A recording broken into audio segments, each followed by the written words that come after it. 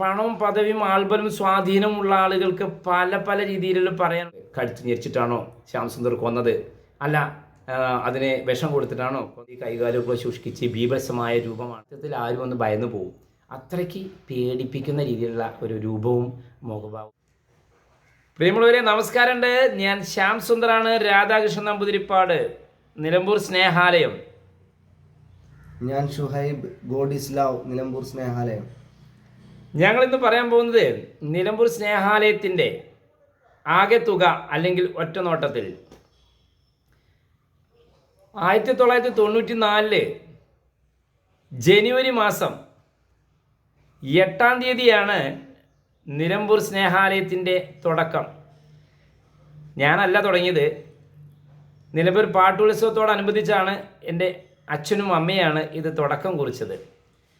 അന്ന് തൊട്ട് ഇന്ന് വരെ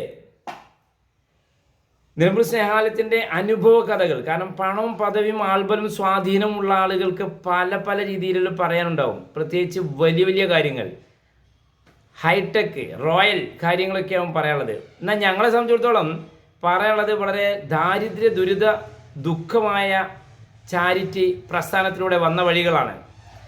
അപ്പോൾ പാട്ടുത്സവ സമയത്ത് നിലമ്പൂർ കോലത്തുമുറിയിലുള്ള വേട്ടയ്ക്കൊരു മകൻ കാവിൽ പോയി അന്നത്തെ ഭക്ഷണത്തിന് നീണ്ട ക്യൂ ആയിരിക്കും. ആ ഭക്ഷണം കഴിക്കാൻ വേണ്ടി അല്ലെങ്കിൽ പാർസലായിട്ട് ചെമ്പും പാത്രമായിട്ട് പോയ ഒരു കാലഘട്ടമാണ് ഓർമ്മിക്കുന്നത്. അമ്മയുടെ പുതുവാദ്യാർപ്പണം കൊട്ടാരവും അച്ഛൻ്റെ അരീക്കോട് അരിഞ്ചേരി കുറഞ്ഞൂർ മനയിലെ വിശേഷങ്ങളൊക്കെ പല പ്രാവശ്യം പറഞ്ഞു കഴിഞ്ഞാണ്. അങ്ങനെ നാലുകെട്ടും നെടുമുറ്റവും പന്തീരായിരം പറന്ന് നെല്ല് പാട്ടം മേടിച്ച കഥകളും ആന ഉണ്ടായിരുന്ന കഥകളൊക്കെ ഒരു വശം. പിന്നീട് കേസും കൂട്ടം കുണ്ടാമ്പണ്ടിയായിട്ട് വളരെ ദുരിതപൂർണമായ ഒരു ലക്ഷം വീട് കോളനിയിൽ അഭയം പ്രാപിച്ച കഥകളാണ്. അവിടെ നിന്നാണ് ഈ സ്നേഹാലയത്തിൻ്റെ തുടക്കം. നിലമ്പൂർ ത്രിമൂർത്തി ക്ഷേത്രത്തിൻ്റെയൊക്കെ തുടക്കം അവിടെ നിന്നാണ്. അത് കഴിഞ്ഞ് മാതാപിതാക്കൾ ചെന്ന് നിലമ്പൂർ നെടുമുണ്ടക്കുന്ന് എന്ന് പറയുന്ന ഗ്രാമത്തിലാണ്. അവിടെയാണ് ഞങ്ങളുടെ ഈ ഒരു കൊച്ചു പ്രസ്ഥാനത്തിൻ്റെ തുടക്കം കുറിച്ചത്. നിലമ്പൂർ സ്നേഹാലയം അഥവാ പാഞ്ചജന്യം ട്രസ്റ്റ്. അന്ന് തുടങ്ങിയ ആ ട്രസ്റ്റിലൂടെ ധാരാളം ആളുകൾക്ക് ഭക്ഷണം, വസ്ത്രം, ചികിത്സാ സഹായമൊക്കെ ഞങ്ങൾക്ക് തന്നെ ഇല്ല. ഞങ്ങൾ തന്നെ വളരെ കഷ്ടം. അതിൽ നിന്നും പിശുക്കിയെടുത്ത്, പ്രാരാബ്ധങ്ങളിൽ നിന്നൊക്കെ പിശുക്കിയെടുത്ത അതിൽ നിന്നാണ് ഈ വരുന്ന ആളുകൾക്കൊക്കെ ഞങ്ങൾ അമ്മയും അച്ഛനൊക്കെ സഹായം ചെയ്തിരുന്നത്. പിന്നീട് അങ്ങോട്ട് ഒരു വെച്ചടി കയറ്റായിരുന്നു. കാരണം വിമർശനങ്ങൾ ഉണ്ടാകുമ്പോഴാണ് നമ്മളുടെ പ്രസ്ഥാനത്തിന് ഉണർവ് വരിക, അല്ലേ? 1971-72 കാലഘട്ടത്തിൽ ഗുരുവായൂർ അമ്പലത്തിലെ വിളക്കുമാടത്തിന് തീ പിടിച്ചു. അങ്ങനെ ഗുരുവായൂർ ക്ഷേത്രം കത്തി എന്നൊരു പ്രചാരം അങ്ങോട്ട് പ്രചരിച്ചപ്പോൾ അന്ന് തൊട്ടാണ് ആളുകൾ ഗുരുവായൂർ അമ്പലത്തിനെ കുറിച്ച് അറിയാത്തവർ പോലും അറിയുന്നത്. പിന്നീട് ആ ക്ഷേത്രം കണ്ട് മഹാക്ഷേത്രമായി മാറി. അതുപോലെ നിലമ്പൂർ സ്നേഹാലയത്തിന് അല്ലെങ്കിൽ നിലമ്പൂർ ത്രിമൂർത്തി ക്ഷേത്രത്തിന് അന്ന് തൊട്ട് ഇന്ന് വരെ ഒട്ടനവധി കഥകളാണ്. കഥകൾ എന്ന് പറഞ്ഞാൽ ഒന്നൊന്നര കഥകളാണ്. അതിൽ കൂടുതലും ചില ആളുകൾ അസൂയ കൊണ്ട് നമ്മൾ ഒന്നുമല്ലാതെ ഇങ്ങനെ നരകിച്ച് ഇങ്ങനെ കഴിയുന്നതാണല്ലോ ഇഷ്ടം. ഇപ്പോൾ ഒരു ഉദാഹരണം പറയാം, നമ്മുടെ അയൽവാസി ഒരു കാറ് മേടിച്ചു, അല്ലെങ്കിൽ അവർക്ക് ലോട്ടറി അടിച്ചു, എന്തൊക്കെ പറഞ്ഞാലും ശരി അസൂയാണ് അയൽവക്കക്കാർക്ക് ഉണ്ടാവുക, അല്ലേ? അങ്ങനെ അയൽവക്കക്കാരിലെ ചില തേവിടിച്ചി മക്കൾ എന്ന് തന്നെ പറയാം. കാരണം ആ വാക്കിന് പറയാനുള്ള സാധ്യതകളുണ്ട്. കാരണം നിലമ്പൂർ സാഹിത്യ ഭാഷയാണ്. ഒരു നെടുമുണ്ടക്കുന്നാവട്ടെ അല്ലെങ്കിൽ കോലത്തുമുറി ആവട്ടെ, അങ്ങനെ കുറച്ച് ആളുകളുടെ അസൂയ പിടിച്ച ആ ഒരു ഇതിൽ ഒരുപാട് പോലീസുകാരെയും അതുപോലെ തന്നെ പത്രക്കാരെയും ടി വിക്കാരെയും രാഷ്ട്രീയക്കാരെയും തെറ്റിദ്ധരിപ്പിച്ച് സ്ഥാപനത്തെ അങ്ങോട്ട് അപകീർത്തിപ്പെടുത്തി പുള്ളിപ്പിച്ചാണ് കിടത്തി ഒരു സമയത്ത്. പക്ഷേ ഈ സ്ഥാപനത്തിന് സത്യമുണ്ട് എന്നതിൻ്റെ തെളിവാണ് ഇന്നും നിലമ്പൂർ സ്നേഹാലയം ഇന്നും പടർന്ന് പന്തലിച്ച് നൂറുകണക്കിന് ആളുകൾക്ക് വിദ്യാഭ്യാസ സഹായവും പാവപ്പെട്ട ആളുകൾക്ക് ഭക്ഷണവും, അവിടെ ജാതിയോ മതമോ രാഷ്ട്രീയമോ സംഘടനയോ ഒന്നുമില്ല. ചില എന്താ പറയുക പാഴ്ജന്മങ്ങളുടെ വാമൊഴി കൊണ്ട് സ്ഥാപനത്തെ ഒന്ന് തളർത്തി ഒരു കാലത്ത്. അതിൽ നിന്ന് ഉയർത്തെഴുന്നേറ്റ് വന്നതാണ് ഈ നിലമ്പൂർ സ്നേഹാലയം ഇന്ന് 30ാമത്തെ വയസ്സിലേക്ക് കടക്കുന്നത്. ഞങ്ങൾ പറഞ്ഞു വന്നത് എന്തെന്നാൽ ഈ സ്നേഹാലയത്തിലെ ഒരു ചെറിയൊരു കഥയുണ്ട്. അത് 1 മിനിറ്റ് കൊണ്ട് പറഞ്ഞു തീർക്കാം, അല്ലെങ്കിൽ 2 മിനിറ്റ് കൊണ്ട് പറഞ്ഞു തീർക്കാം. സ്നേഹാലയത്തിൽ ഒരിക്കൽ ഒരു പെൺകുട്ടി, ശാരദ എന്നാണ് പേര്, ശാരദ, ആഢ്യൻപാറ പൂച്ചക്കുഞ്ഞൻ്റെ പെങ്ങൾ ശാരദ എന്ന് പറഞ്ഞാൽ അന്ന് പേപ്പറും ടി വിയിലൊക്കെ വലിയ ന്യൂസായിരുന്നു. നിലമ്പൂർ സ്നേഹാലയം ഏറ്റെടുത്തു. ഡോക്ടർ ജമീലയാണ് എന്നെ വിളിച്ചത്. ശ്യാം സുന്ദര, ഇങ്ങനെ ഒരു വയ്യാത്തൊരു കുട്ടിയുണ്ട്, ആൽക്കഹോളിക് സിറോസിസ് ബാധിച്ചിട്ട് ഗവൺമെൻറ് ഹോസ്പിറ്റലിൽ ആരും നോക്കാതെ കിടക്കുകയാണ്, അതിന് തീരെ വയ്യ, അപ്പോൾ വയറൊക്കെ ഉന്തി കൈകാലമൊക്കെ ശുഷ്കിച്ച് ബീഭത്സമായ രൂപമാണ്, അപ്പോൾ അതുകൊണ്ട് അതിനെ ഏറ്റെടുക്കാൻ പ്രയാസമാവുമോ, ബുദ്ധിമുട്ടില്ലെങ്കിൽ ഏറ്റെടുക്കുമോ എന്ന് ഡോക്ടർ എന്നോട് വിളിച്ചു. ഞാൻ തീർച്ചയായും ഞാനും എൻ്റെ ചേച്ചി വത്സലയും കൂട്ടി ഞാൻ ഗവൺമെൻറ് ഹോസ്പിറ്റലിൽ പോയി പാവത്തിന് ഏറ്റെടുത്തു. കണ്ടപ്പോൾ സത്യത്തിൽ ആരും ഒന്ന് ഭയന്നു പോകും, അത്രയ്ക്ക് പേടിപ്പിക്കുന്ന രീതിയിലുള്ള ഒരു രൂപവും മുഖഭാവമൊക്കെ ആയിരുന്നു ആ കുട്ടിക്ക് പാവം. അപ്പോൾ എന്തായാലും ഞാൻ ഏറ്റെടുത്തു. 1.5 മാസമേ തികച്ചുള്ളൂ. ഡോക്ടർ പറഞ്ഞു 1 മാസത്തിൽ കൂടുതൽ പോവില്ല. എന്നാലും 1.5 മാസം നമ്മുടെ സ്നേഹാലയം ആ പാവത്തിനെ ഏറ്റെടുത്തു. അത് മരണപ്പെട്ടു. മെഡിക്കൽ കോളേജിൽ കൊണ്ടുപോയി എൻ്റെ നീര് കുത്തിയെടുക്കലും അങ്ങനെ ഒരുപാട് സങ്കടങ്ങൾ. എന്തായാലും ആ കുട്ടി മരണപ്പെട്ടു. മരിച്ചു കഴിഞ്ഞപ്പോഴാണ് അതിൻ്റെ ഏറ്റവും വലിയ ദുരന്ത കഥ. കാരണം ആ കുട്ടിയുടെ മരണത്തിന് ശേഷം ഒരുപാട് ആളുകൾ ഈ പറഞ്ഞ അസൂയാവഹമായ രീതിയിൽ നമ്മളെ വീക്ഷിച്ചുകൊണ്ടിരുന്ന ചില എന്താ പറയുക പാഴ്ജന്മങ്ങൾ, പോലീസ്, പത്രക്കാർ, ടി വിക്കാർ, രാഷ്ട്രീയക്കാരൊക്കെ ഇളക്കി മറിച്ച് സ്നേഹാലയം ഇങ്ങോട്ട് എന്തോ സംഭവമാക്കിയിട്ടാണ് മാറ്റാൻ ഒരു വിഫല ശ്രമം നടത്തിയെന്ന്. ഈ കുട്ടിയെ നമ്മൾ കൊന്നതാണ് എന്ന രീതിയിലാണ് അവർ പറഞ്ഞു പറ്റിയത്. അന്ന് നമ്മുടെ പ്രിയപ്പെട്ട എല്ലാവർക്കും ഭീകര ജീവിയോ അല്ലെങ്കിൽ പേടി സ്വപ്നമൊക്കെ ആയിരുന്നു അന്നത്തെ SI അലവി. എന്നാൽ സ്നേഹാലയത്തിനെ സംബന്ധിച്ചിടത്തോളം അദ്ദേഹം വളരെ സ്നേഹനിധിയായ ഒരു സഹകാരിയായിരുന്നു ബഹുമാനപ്പെട്ട ശ്രീ അലവി സാർ.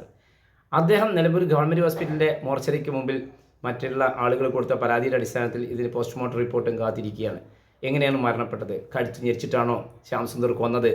അല്ല അതിനെ വിഷം കൊടുത്തിട്ടാണോ കൊന്നതെന്ന് അറിയാനുള്ള ആകാംക്ഷയോടെ എങ്ങനെ കാത്തിരിക്കുക ആളുകളെ. പോസ്റ്റ്മോർട്ടം റിപ്പോർട്ട് വന്നു. അത് സ്വാഭാവിക മരണമായിരുന്നു. എല്ലാവരും നിരാശപ്പെട്ടു, എല്ലാവരും സങ്കടമായി. എന്നെ സ്ഥാപനം പൂട്ടിക്കാൻ പറ്റാത്തതിൻ്റെ സങ്കടത്തോട് എല്ലാവരും ദേഷ്യം പിടിച്ച് എല്ലാവരും പിരിഞ്ഞുപോയി അന്ന് ഹോസ്പിറ്റലിൽ നിന്ന്. ഈ കുട്ടിയുടെ മരണം സ്ഥിരീകരിച്ചു. അങ്ങനെ അന്ന് രാത്രി ഞാൻ ITDPയിൽ പോയി. അതുപോലെ പല ഡിപ്പാർട്ട്മെൻറ്റിനോടും ചോദിച്ചു, സഹായം ചോദിച്ചു. എൻ്റെ അടുത്ത് കാശുമില്ല, മറവ് ചെയ്യാൻ ശ്മശാനത്തിൽ കൊണ്ടുപോകാൻ വയ്യ, വീട്ടിലേക്ക് കൊണ്ടുപോകാൻ വയ്യ.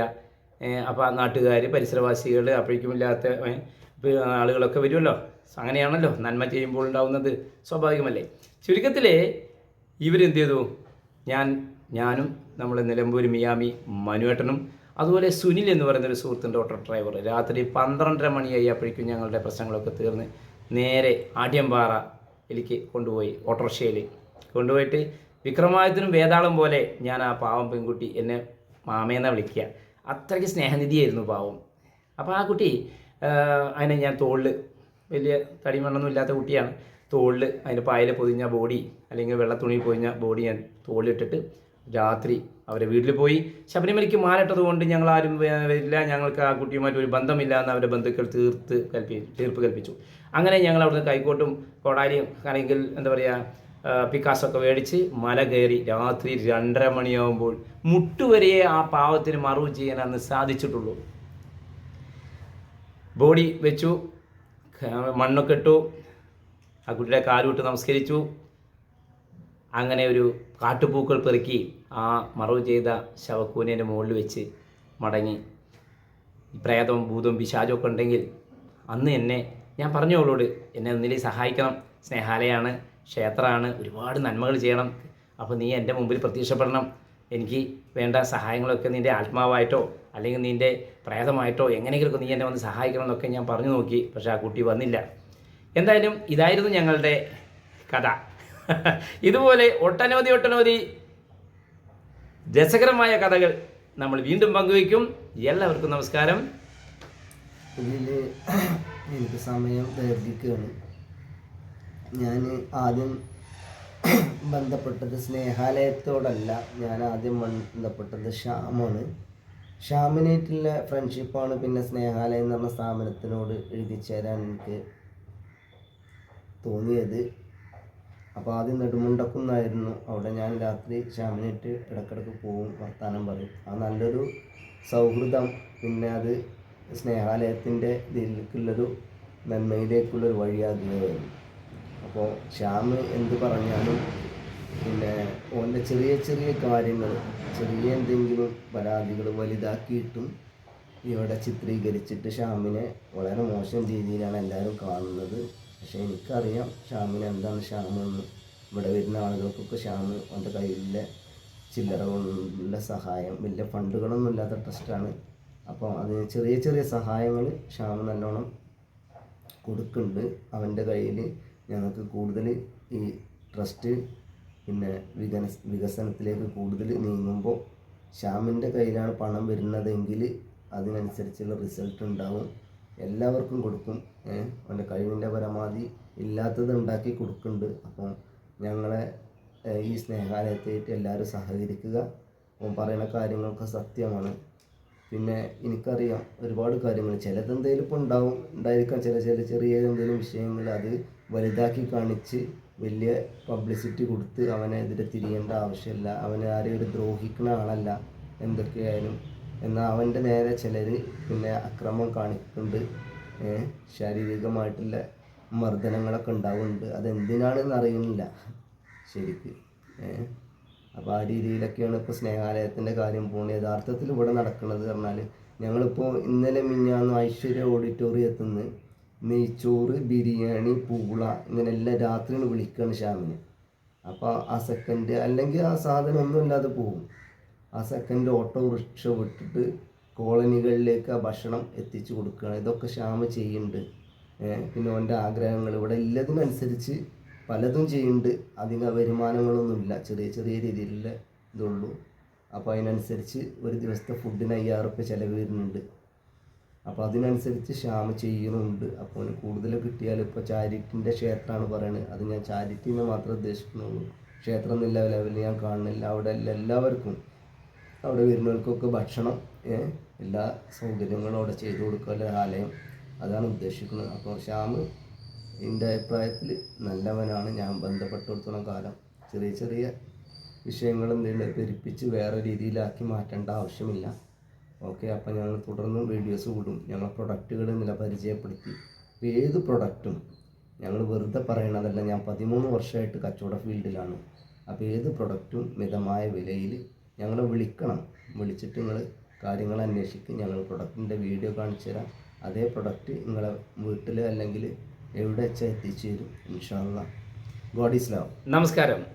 നിലമ്പൂർ സ്നേഹാലയത്തിലേക്കുള്ള ഫണ്ട് കണ്ടെത്തുന്നത് ഇതുപോലുള്ള ഫ്രിഡ്ജും വാഷിംഗ് മെഷീനും ഒക്കെ വലിയ വലിയ ഉൽപ്പന്നങ്ങൾ ഞങ്ങൾ എടുത്ത് മിതമായ രീതിയിൽ ഞങ്ങൾ വീടുകളിൽ എത്തിച്ചു കൊടുക്കുന്ന ഒരു സംവിധാനം കൂടിയാണ്. അങ്ങനെയാണ് ഒന്ന്. രണ്ടാമത്തേത് പുസ്തകങ്ങൾ വിറ്റിട്ട് ഞാൻ എഴുതുന്ന 19 പുസ്തകം കഴിഞ്ഞു.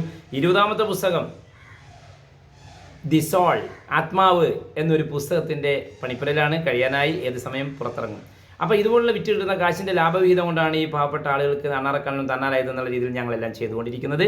നിങ്ങളുടെ വീട്ടിൽ വിശേഷ ദിവസങ്ങളുണ്ടാകുമ്പോൾ അന്നദാനം ചെയ്യാൻ നിങ്ങൾ മറക്കരുത്. ഒരു നേരത്തെ ഭക്ഷണമായാലും പാകം ചെയ്ത ഭക്ഷണമാണെങ്കിലും സ്നേഹാലയം സ്വീകരിക്കും. അതുപോലെ തന്നെ നമ്മൾ തുടങ്ങാൻ പോകുന്ന മഹാപ്രസ്ഥാനമായ ആ വലിയൊരു നിലമ്പൂർ ത്രിമൂർത്തി ക്ഷേത്രത്തിൻ്റെ പദ്ധതിയും നമ്മളിതാ രൂപകൽപ്പന കഴിഞ്ഞു. നമ്മൾ ഏത് സമയം പ്രാബല്യത്തിൽ വരുന്നതാണ്. എല്ലാ കാര്യങ്ങളും എല്ലാ ജനങ്ങളുടെയും, അവിടെ പണിയൻ, ജർമ്മൻ, നായർ, നമ്പൂരി, മുസ്ലിം, ക്രിസ്ത്യൻ അങ്ങനെ പറയാതെ മനുഷ്യന്മാർക്ക് വേണ്ട, അവർക്ക് വേണ്ട എല്ലാ സപ്പോർട്ടും സഹായം സഹകരണം ചെയ്യാൻ വേണ്ടിയുള്ളൊരു മഹാക്ഷേത്രമാണ് നിർമ്മിക്കാൻ പോകുന്നത്. ഇതൊരു വെറും ഒരു ക്ഷേത്രമല്ല, ചാരിറ്റി ക്ഷേത്രമാണ്.